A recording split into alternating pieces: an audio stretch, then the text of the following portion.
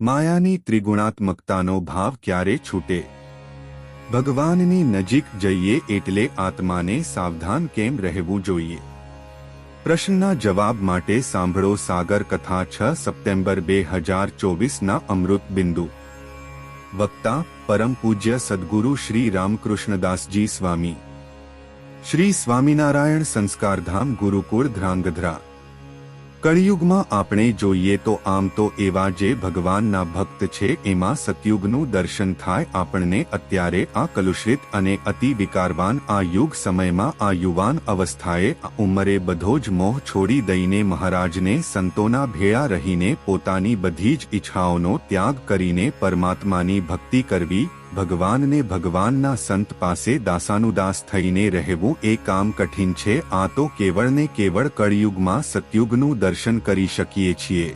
પણ મહિમા જોઈએ, દિવ્યભાવ દિવ્ય દ્રષ્ટિ જોઈએ, આપણા સંતો પાર્ષદો સાધકોના જીવન જોઈએ ને તો સતયુગનું દર્શન થાય. ભગવાનના કોઈ પણ ભક્ત હોય એના ખોટા ખ્યાલો તમારા મગજમાં કાનમાં કોઈ નાખે તો મહેરબાની કરી અને તમે તે કચરો લેશો નહીં. ભગવાનને ભગવાનના ભક્તોનો અવગુણ લેવો ને એ પંચ મહાપાપ કરતા મોટું પાપ છે. કોઈ ગાતો હોય ને કોઈના ગળાની મીઠાશ અને કળા સામે દ્રષ્ટિ આપણે જતી હોય તો પાછું જોખમ છે, અને જો એના ભક્તિ ભાવમાં દ્રષ્ટિ જતી હોય તો પાછું જોખમ નથી. નિર્ગુણનો અર્થ છે આત્માને નિર્ગુણ થાય, એની બધી વૃત્તિઓ નિર્ગુણ થાય, એની વૃત્તિઓ બધી શુદ્ધ અક્ષરરૂપ થાય, અને અક્ષરરૂપ થયેલી વૃત્તિઓ છે તે પુરુષોત્તમ રૂપ થાય, અને પુરુષોત્તમ રૂપ થયેલી જે વૃત્તિઓ છે એમાં પુરુષ અને સ્ત્રી, અહમ અને મમત્વ માયાની ત્રિગુણાત્મકતાનો જે ભાવ છે એ બધો છૂટી જાય છે, અને તે આત્મા પુરુષોત્તમ રૂપ થઈ અને પુરુષોત્તમનો દાસ ભાવે ખૂબ જ ધ્યાન ભજન કરી અને મૂર્તિનો આનંદ લેતો હોય છે.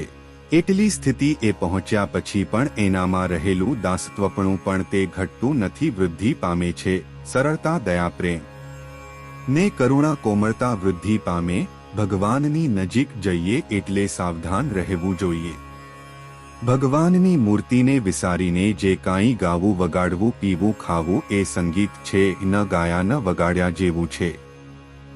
ભગવાન સિવાયના બીજા બધા શબ્દ, રૂપ, રસ અને ગંધા પંચ વિશેની જે વાત એ સારી લાગે ત્યારે સમજવાનું. આપણને પણ મરેલા ઢોરની દુર્ગંધ અત્તર જેવી લાગે છે. આવી અજ્ઞાનતા ઘોર ભરી છે.